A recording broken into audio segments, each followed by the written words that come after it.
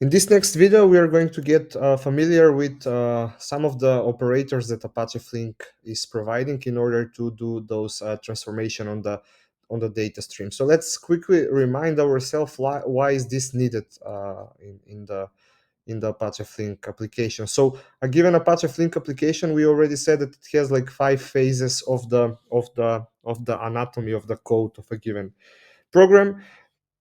We already got familiar with the first, the second, the fourth, and the fifth. With the fourth and with the second and with the fourth, we got familiar how to do them from a given test data stream that we already created over here. And for the fourth, we have already seen how to send the process data into a data sync, the most simple data sync, in this case, the screen, or to be just printed on the screen.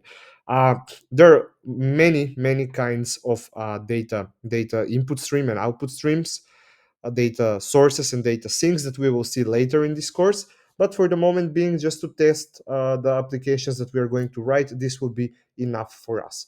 Now we are going to get familiar with the third phase over here. So, and this is the most important. This is the most important part. So you get some data for a source, and you have to process it. We want to process the data in this real-time stream processing engine, and now we have to do the real job.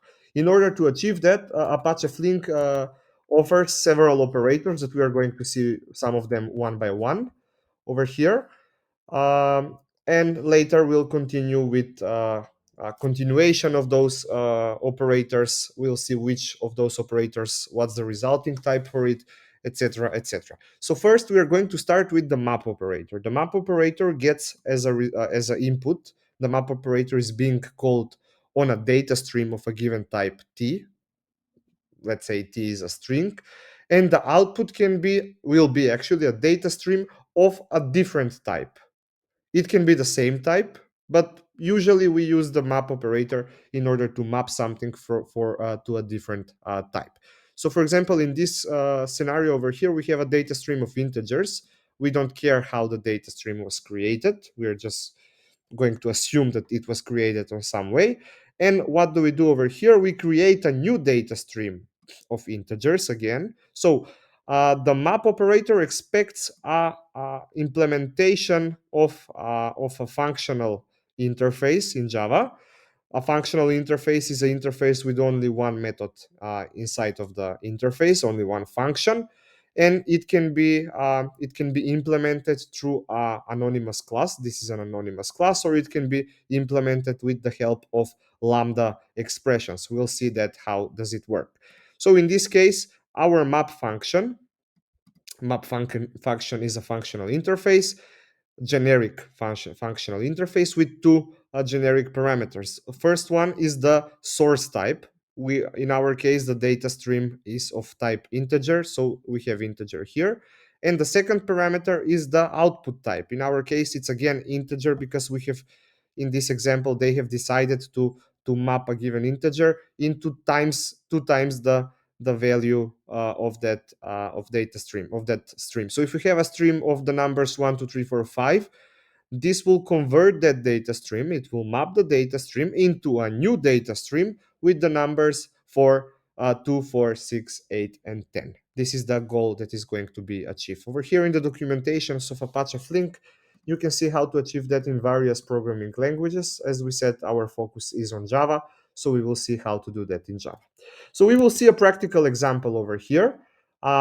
So we have this, I will rename it now for the purpose of this exercise. This is sensor data stream. That's how I'm going to name it. So these sensors are at the moment strings, but we would like to have those as objects of a class, let's say sensor data. How are we going to do that? Let me just run this application again, so we can remind ourselves of the output of the application. Here it is, and I will just copy one of it. For example, this one. Java has Flink can work with easily with objects that can be, so this JSON information can be easily represented into a object of a Java class.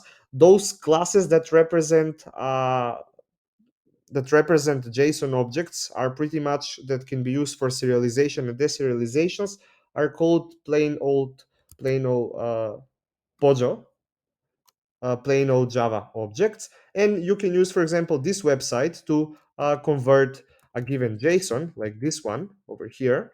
We can use it to convert it into a Pojo class. So we would like to, let me stop the application. We don't need it to be running. So I will create over here a new package named model, where we will store the object of the, where we will store the class for the sensor data.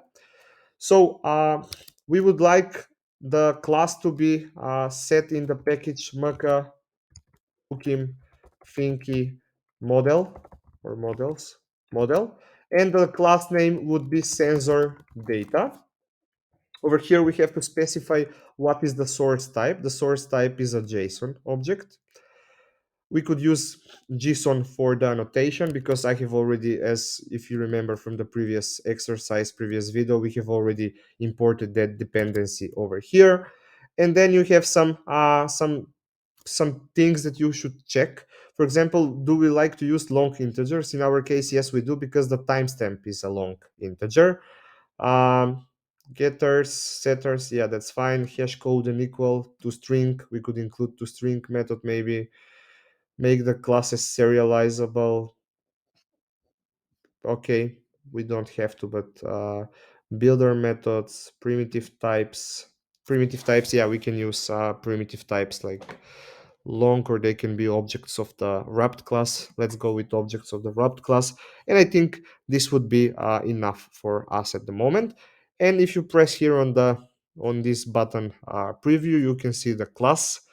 We can actually copy it over here. We don't have to download it, we can copy it, it's just one class. So over here I will create the class sensor data and just replace everything from here. um, okay. mm, Not sure if we need this at all. Maybe we can delete it, yeah, so we don't include some outside dependencies. String, hash code.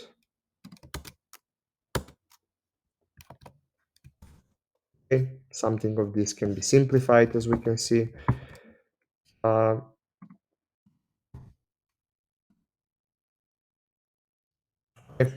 yeah, this would be it.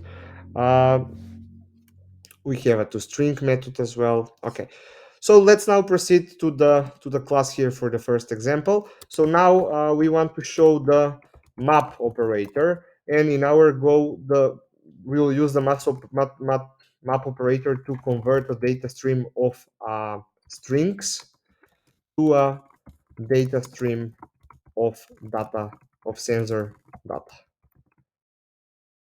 This would be the goal. Why are we going to use the map operator? Okay, so let's go and declare that data stream. So data stream of sensor data. This sensor data, let's rename this to sensor data string, sensor data satara stream. So we have a clear distinction between the two streams. This would now be sensor data stream. And we will call the sensor data satara stream and call the map operator on it. So as I said, the map operator, now it would be clearly defined that we have two generic parameters here, string as the source type and sensor data as the destination type. As I said, we can do this with the help of we could do this with the help of a anonymous class, so new map function. This is one way, and I'll show you the other way soon enough. So what are we going to do is actually we are going to create a new JSON object over here and use the method over there from JSON.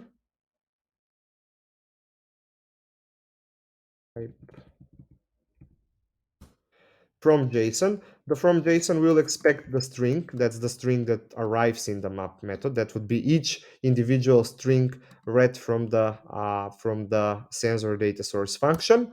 And we want to map it into, we expect here a class. So we want to map it into sensor data.class. Yep, this should be it. Simple enough. So let's just give it a try and see if this is working so far. So let's print the newly created stream of sensor data objects now, not strings. Let's see if this is going to work from first.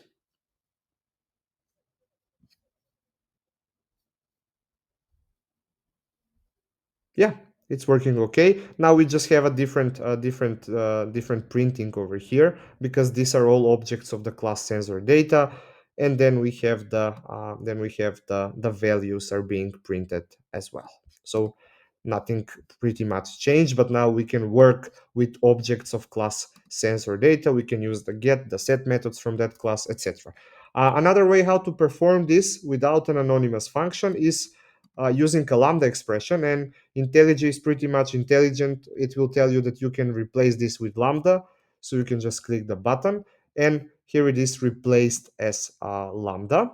So let me just call the map operator in a new line so it can be more visible. So the lambda expression is just an expression, functional expression that says that this function will be of type map function, has only one argument, and the return type should be calculated in this way. So left side of the arrow, we have the arguments.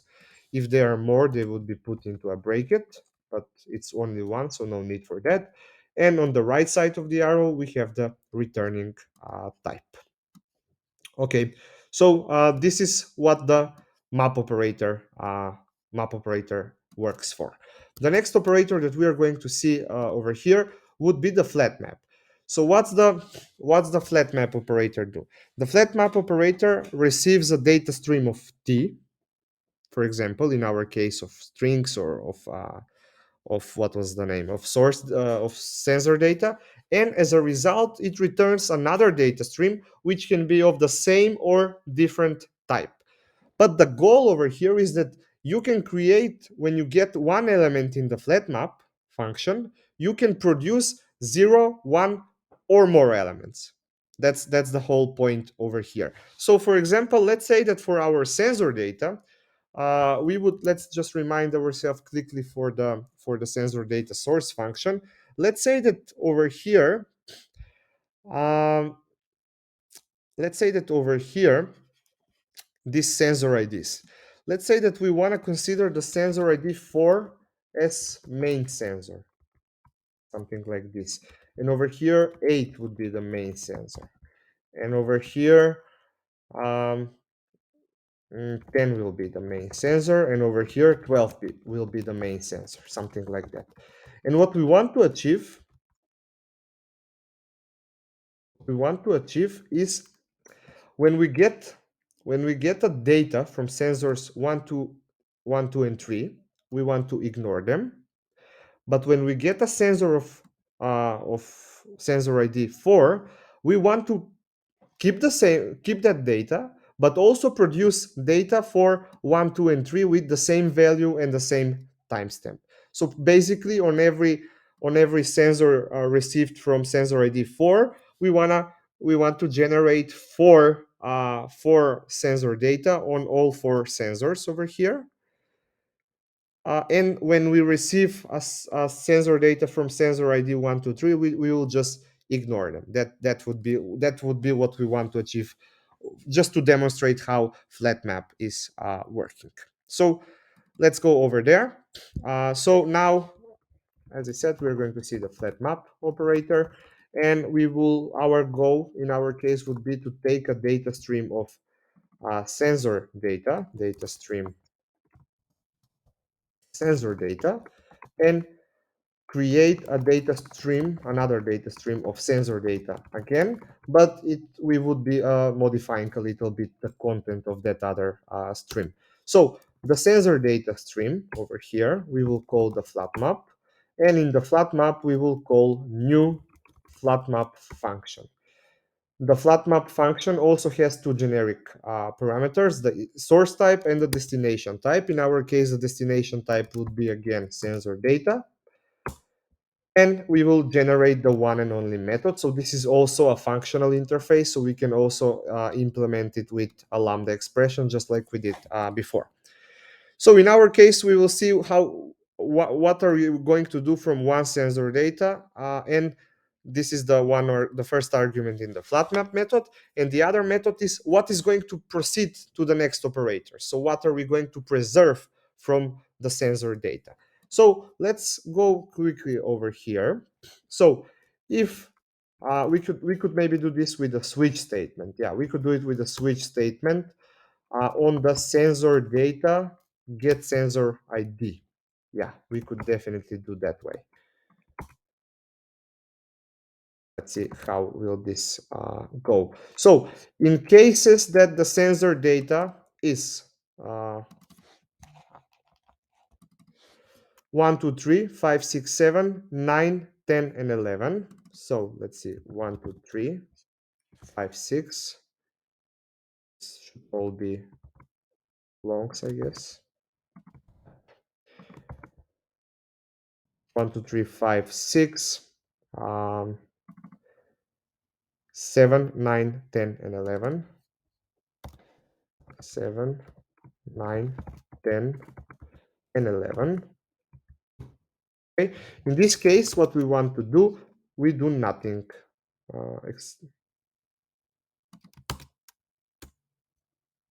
Definitely, I couldn't do it. Probably will have to be with, yeah, let's do it with if statements. So integer, actually it's long, sensor ID equals to sensor data dot get sensor ID.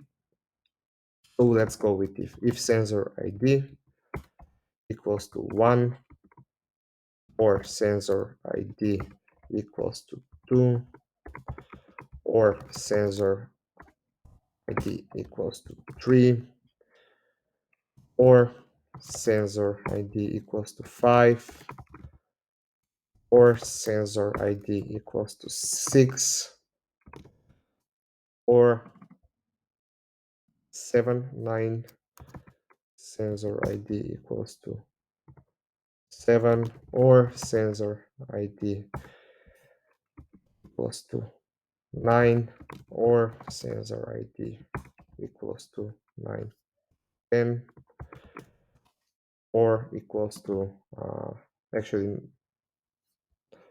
oh, we should change this 9, 10, and here they would be 11, 12, and 13. So 9, 11, and 12. 9, 11, or 12 over here. So in all of these situations,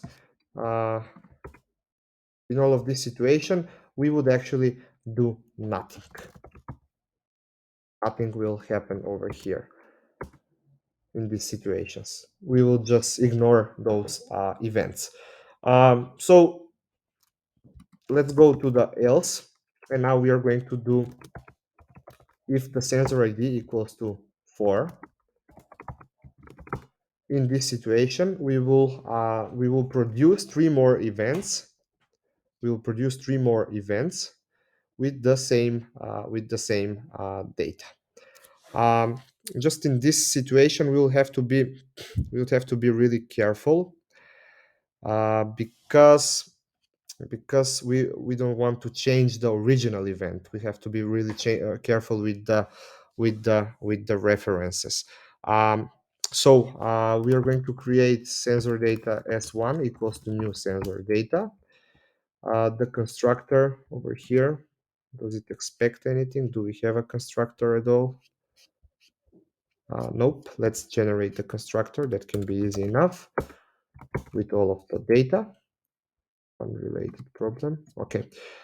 So the sensor data, first sensor type, this would be the same sensor type as the sensor data. Then the value, it would be the same value, sensor data dot get value. Then the sensor ID would be 1. And the timestamp would be the same as the same as the one from the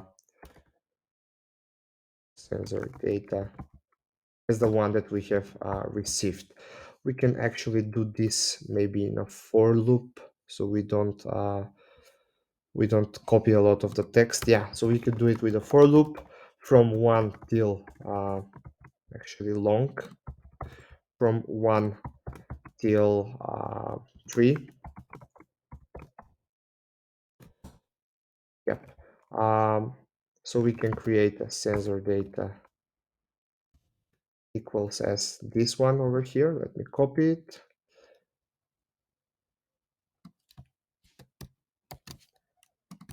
And here, instead of 1, we will send I as a value. Or if we can maybe rename this, maybe we can rename this to be sensor ID, but it will clash with this. Let's find it another name, SID, something like this. And all of this sensor data, they are going to be sent out to the collector. So collector dot collect SD, and this is how we will do for all of those three, all of those three, all of those three 1, 2, and 3 as sensor IDs. Then we would like to do that uh, for the second sensor type, that's with 5, 6, and 7. So we will just copy the code over here. And now the for loop will start from 5, go all the way till 7. Yep, that would be it. And then we have to check as well sensor ID. I think it was 12 next. Nope. Just 10, 10, and then 13. Okay, so in this case, we will just generate for just for 9, I think. Yeah, just for 9. Okay, I'm doing this copy on purpose now. I will change it with a method so the code looks nicer. Yep, and lastly, we have else if sensor ID equals to 13. In that case, I will have this again. But here it would be from 11 till 12 only. Yep, this can do. And we definitely don't need the first if at all, because in that case we are just ignoring the data. So we can invert the if conditions, or nope, we don't need it at all. We don't need it at all.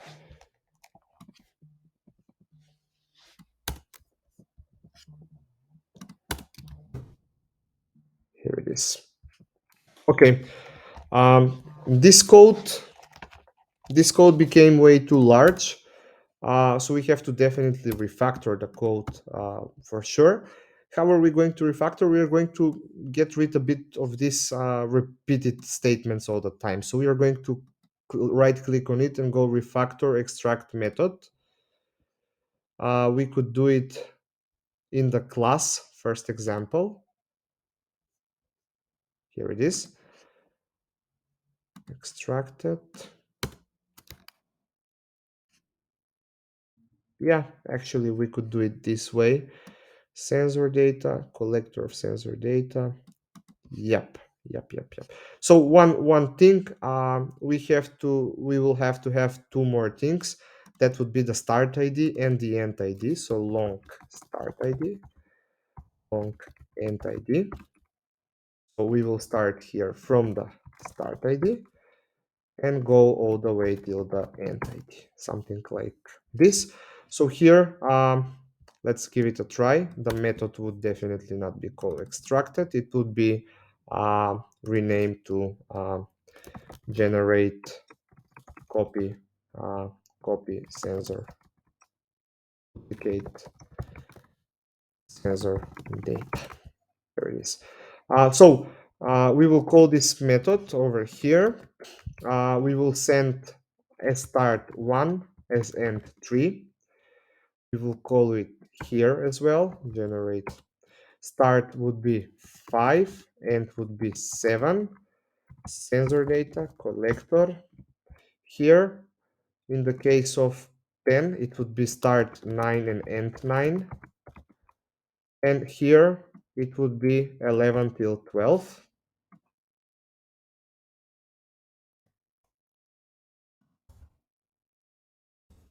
11 till 12. Yep, this should do the job. In a case where this statement is way too long, I do not recommend to have it as a lambda expression. I mean, you can have it, but it's a bit more clear what's happening if you have it as an anonymous class.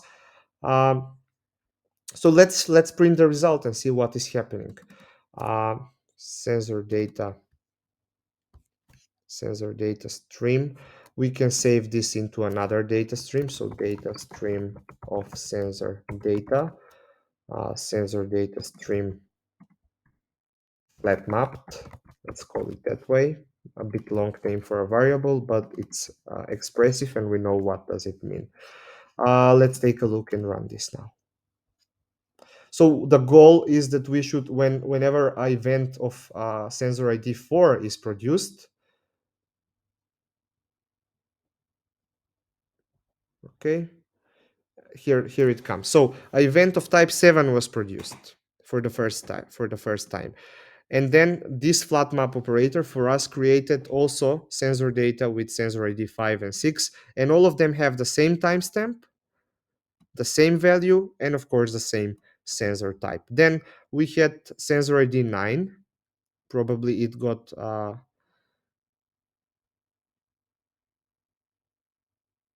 yeah, we are missing one step over here. Let me stop that. And that step that we are missing yet, we are missing the original event. So besides sending the 1 2 3 or 5 6 7 or 9 or 11 and 12, we also have to send to the collector the original event. So here, outside of the for loop, I will send to the collector the sensor data that has arrived. That's the one that has ID 1, 5, 9, or sorry, 4, 8, 10, or 13, because this method will be only called inside of these if statements. So we for sure know that that's the original event. Let's give it a try now again.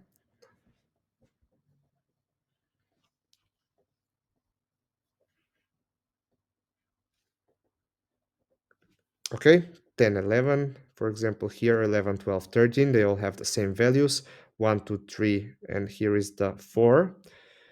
You cannot expect in Apache Flink to have the same order of printing because the printing is done, as we already said, with the utilization of multiple cores.